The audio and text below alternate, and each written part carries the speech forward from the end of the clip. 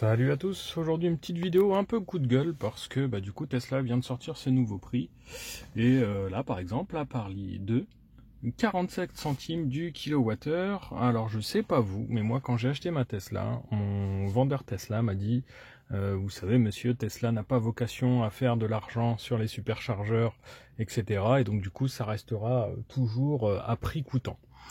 Je suis ok que la situation internationale est un peu compliquée et tout ça, mais moi en tant que particulier, déjà je paye pas ça le prix du kilowattheure. Du coup, eux, avec la consommation d'énergie qu'ils font, à mon avis, ils ont un bon forfait et ils payent pas ce prix-là. Je comprends qu'il y a des frais aussi d'entretien, des frais de machin et tout ça, mais là, 47 centimes. Quand j'ai eu ma Tesla, moi, et du coup, c'était à 19 centimes du kilowattheure. Donc, dites-vous, en moyenne, par recharge, on va rentrer 45 kilowatts. Donc, moi, quand j'ai eu ma Tesla, c'était à peu près 8,50 € à peu près, hein, quand je faisais une recharge. Donc, imaginez, une recharge, c'est tous les 240 km sur autoroute. Aujourd'hui, du coup, pour faire 240 km, c'est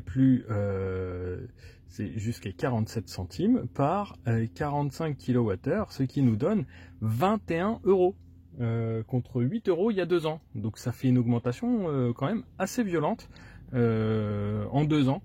Donc moi ça m'emmerde un peu parce que je m'étais déjà fait la remarque sur les bornes Ionity, parce que du coup les premières fois où j'ai voulu les tester, pour charger ma voiture de 20 à 80%, j'en avais quasiment pour 40 € sur autoroute, et du coup je m'étais un petit peu insurgé parce que c'était un peu une prise d'otage. Enfin, je prends ça comme une prise d'otage parce qu'il n'y a pas d'autre solution que de passer à la pompe du coup sur autoroute.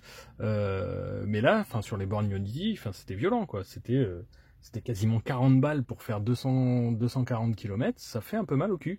Et là, du coup, petit à petit, Tesla, sur les superchargeurs, y arrive. Donc moi, ça m'agace un peu parce que la voiture, elle est bien. Effectivement, je recharge en permanence en dehors des superchargeurs, et j'avais pris en compte dans mes budgets vacances, du coup, des recharges amoindries. Et là, ça m'emmerde un peu plus parce que du coup, ça augmente, et ça a déjà augmenté il n'y a pas très longtemps. Et j'ai l'impression que ça va pas faire que s'améliorer. Donc je sais pas ce que vous en pensez. Je comprends tout à fait qu'il y a des frais à droite, à gauche et tout ça, mais ça fait des augmentations qui sont quand même violentes. En moins de 2 ans, il y a plus de 50% d'augmentation du prix. Enfin x2 plutôt, hein. C'est 200%. Du coup ça me fait un peu, ça m'emmerde un peu, Du coup voilà, donc si je devais dire, je devais conseiller à quelqu'un qui fait beaucoup d'autoroutes de prendre une Tesla. Avant, c'était un argument que je vantais à tout bout de champ, en disant franchement, faites une recharge, ça coûte moins de 10 balles pour faire 200 km. C'est juste magnifique sur autoroute. Mais ça, c'était il y a 2 ans. Du coup, en 2 ans, ça a bien évolué tout ça. Et c'est vraiment, je suis déçu parce que l'augmentation des prix, elle est violente. On ne sait pas vraiment à quoi elle correspond. Il n'y a aucune explication de la part de Tesla. On se lève le matin, boum, les prix augmentent. Effectivement, il faut relativiser parce que la voiture, on la recharge principalement à la maison, où le prix du kilowattheure, si on a un bon forfait, moi pour mon cas, il est à un peu moins de 9 centimes. Du coup, effectivement, ça fait des recharges à 3 € à la maison.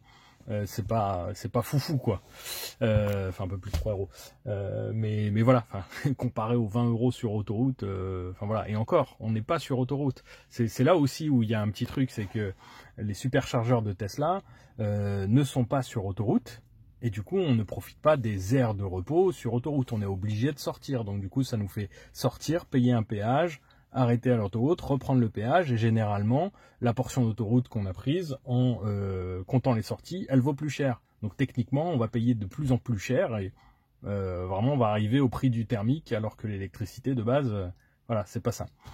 Enfin voilà, bref, il y a plein de calculs dans tous les sens à faire. Moi, c'est juste un petit peu ça m'énerve un petit peu. Enfin voilà, c'est parce que du coup on est pris en otage. Il y a qu'un seul fournisseur de superchargeurs. Enfin Ionity, je les compte même pas parce que vraiment dès le départ, eux qui facturent à la minute passée, enfin, voilà, ça n'a aucun sens. Ça, la facturation à la minute plutôt qu'à la consommation, je n'arrive pas à comprendre comment ça fonctionne en fait. Pourquoi et pourquoi les gens continuent à acheter, parce que ça n'a pas de sens quoi. Hein. C'est comme si on allait à la pompe à essence et que le gars nous ouvrait la pompe à essence à 1 litre par minute et qu'il nous faisait payer à la minute. Enfin voilà, ça n'a pas de sens.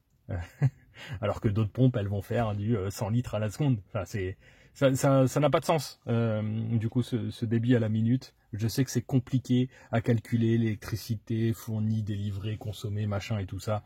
Mais voilà, du coup, j'aime bien, moi, le côté payer au kilowattheure, même si, attention, la voiture consomme plus que ce qu'on met dedans. Hein, donc c'est-à-dire que pour faire des supercharges, la voiture est obligée de monter en température la batterie si vous n'avez pas roulé avant, et ça, comptez à peu près 2 ou 3 kWh supplémentaires. Hein. Voilà, je suis assez déçu et plusieurs choses, hein, même l'ouverture du superchargeur à la concurrence, moi ça me chagrine un peu parce que du coup on perd l'intérêt principal d'avoir une Tesla. L'intérêt principal c'est d'avoir un superchargeur, enfin un réseau de superchargeurs qui est disponible. Personnellement sur mon dernier 3G, j'ai eu 3 bornes qui étaient full. Et c'est vraiment pas cool, et c'était full que des Tesla. C'est vraiment pas cool quand on a des enfants à bord de se taper 1h30 à 2 heures supplémentaires sur un trajet qui en fait déjà 10. Enfin voilà, c'est pas cool, et le fait de rajouter des voitures dessus, vraiment moi je trouve ça inquiétant, et puis on perd un petit peu de côté, on a une Tesla, on a un super réseau quoi. Voilà, donc ça c'est mon avis. Si vous n'êtes pas d'accord, dites-le en commentaire. Si vous êtes d'accord, dites-le aussi en commentaire. Et puis voilà. Merci d'avoir suivi cette vidéo et à bientôt. Salut.